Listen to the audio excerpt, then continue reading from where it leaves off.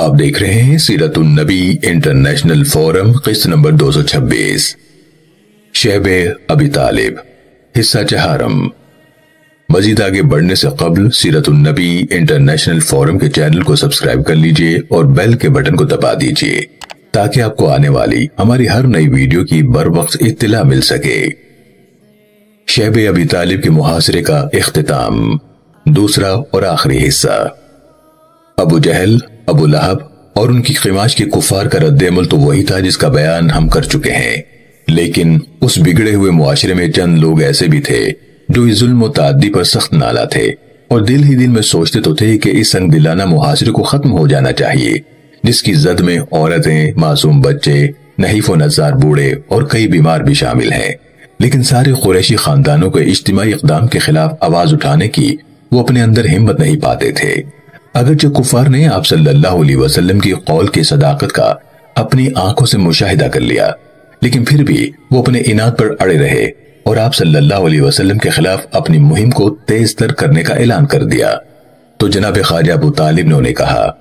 اے گروہ قریش، کس گناہ کے باعث تم نے ہمارا محاصرہ کیا ہوا ہے اور ہمیں قید میں رکھا ہوا ہے، حالانکہ تم پر حقیقت ظاہر ہو چکی ہے اور تمہیں معلوم ہو گیا ہے کہ تم ہی ظالم ہو، تم ہی قطع رحمی کرنے والے ہو اور تم ہی برا معاملہ کرنے والے ہو۔ پھر آپ اور آپ کے ساتھی کعبے کے پردوں کے ساتھ لپٹ گئے اور گڑ گڑا کر دعا مانگی، اللہم انصرنا علی من ظلمنا وقطع ارحامنا واستحل ما یحرم علیہ منا۔ اے اللہ، جن لوگوں نے ہم پر ظلم کیا ہے اور ہمارے ساتھ قطع رحمی کی ہے اور جو چیز ان پر حرام تھی وہ انہوں نے حلال بنا لی ہے، اے اللہ، اے ہمارے پروردگار، ایسے لوگوں کے خلاف ہماری مدد فرما۔ اللہ تعالیٰ کی جناب میں یہ فریاد کرنے کے بعد پھر وہ شیب ابی طالب میں واپس آ گئے اور محصوروں اور محبوسوں کی طرح زندگی گزارنے لگے۔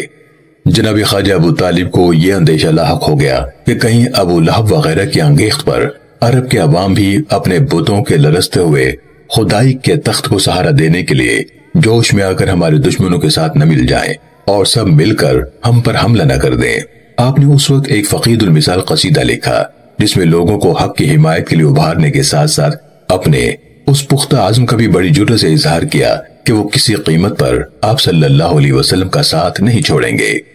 حافظ ابن کثیر رحمۃ اللہ علیہ نے اس قصیدے کے بارے میں اپنی رائے کا اظہار یوں فرمایا ہے، یہ قصیدہ بلند مرتبہ از حد بلیغ ہے، ابو طالب کے بغیر اور کوئی ایسا قصیدہ نہیں لکھ سکتا، یہ معلقات سبا سے بھی زیادہ پرمغز اور پرمعنی ہے، اور اغلب یہ ہے کہ جناب خواجہ ابو طالب نے یہ قصیدہ اس وقت لکھا جب وہ شعب میں محصور کر دیے گئے تھے، اس لیے اس قصیدے کو یہاں ذکر کرنا مناسب ہے۔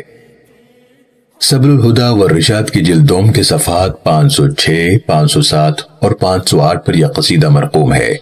اس قصیدے کے چند اشعار کا ترجمہ بطور تبرک یہاں پیش خدمت ہے۔ آپ نے لکھا، اے میرے دو دوستو، میرے کان ایسے ملامت کرنے والے کی ملامت کو غور سے سننے والے نہیں، خواہ وہ سچ کہے یا غلط۔ اللہ کے گھر کی قسم، تم جھوٹ کہتے ہو کہ ہم مکے کو چھوڑ کر چلے جائیں گے اور یہاں سے سکونت ترک کر دیں گے، مگر یہی کہ تمہارے حالات پر پراگندہ و پریشان ہو جائیں۔ اللہ کے گھر کی قسم، تم جھوٹ کہتے ہو کہ ہم محمد کو چھوڑ دیں گے جب تک ہم اس کے دشمنوں کو اپنے نیزوں سے گھائل نہیں کریں گے اور ان سے جنگ نہیں کریں گے۔ اور اللہ کے گھر کی قسم، تم جھوٹ کہتے ہو کہ ہم آپ کو تمہارے حوالے کر دیں گے جب تک ہماری لاشیں اس کے ارد گرد پڑی ہوئی نہ ہو، ہم اپنے بچوں اور بیویوں سے بھی ان کے لیے بے پرواہ ہو جائیں گے۔ وہ گوری رنگت والا جس کے روشن چہرے کے صدقے بارش کی دعا کی جاتی ہے، جو یتیموں کی پناہ اور بیواؤں کی عصمت ہے۔ بنی ہاشم کے جو لوگ فقر و افلاس سے ہلاک ہونے لگتے ہیں تو وہ اس کے دامن میں پناہ لیتے ہیں اور اس کے پاس آ کر انہیں ہر طرح کی نعمتیں اور آسائشیں نصیب ہوتی ہیں۔ میری زندگی کی قسم، میں تو احمد اور ان کے بھائیوں سے عشق کی حد تک محبت کرتا ہوں، جس طرح ایسا محب جو ہمیشہ محبت کی راہ پر گامزن رہتا ہے۔ آپ صلی اللہ علیہ وسلم کی ذات سارے اہل جہاں کے لیے حسن و جمال ہے اور سب کے لیے زینت ہے، اگرچہ دھوکے باز دشمن اس کو ناپسند ہی کریں۔ محترم سامعین و ناظرین کرام، اللہ رب العالمین قرآن مجید فرقان حمید میں ارشاد فرماتا ہے، ما کان محمد ابا احد من رجالکم وَلَكِنْ رَسُولَ اللَّهِ وَخَاتَمَ النَّبِيِّينَ وَكَانَ اللَّهُ بِكُلِّ شَيْءٍ عَلِيمًا،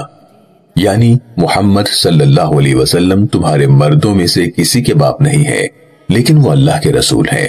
اور سب انبیاء کے آخر میں یعنی سلسلہ نبوت کو ختم کرنے والے ہیں، اور اللہ ہر چیز کا خوب علم رکھنے والا ہے۔ سیرت النبی انٹرنیشنل فورم کی پوری ٹیم اور دنیا بھر کے مسلمان عقیدہ ختم نبوت پر دل و جان سے ایمان رکھتے ہیں۔ سیرت النبی صلی اللہ علیہ وآلہ وسلم کی یہ قصہ دیکھنے کا شکریہ اسے دوسروں تک پہنچا کر صدقہ جاریہ کا حصہ بنیے۔ ہم کسی بھی قسم کی غلطی کے لیے معذرت خواہ ہیں اور معتبر دلیل کی بنیاد پر اصلاح کے لیے شکر گزار، جبکہ آپ کے پرخلوص دعاؤں کے طلبکار ہوں گے۔ جزاکم اللہ خیرن کثیرا۔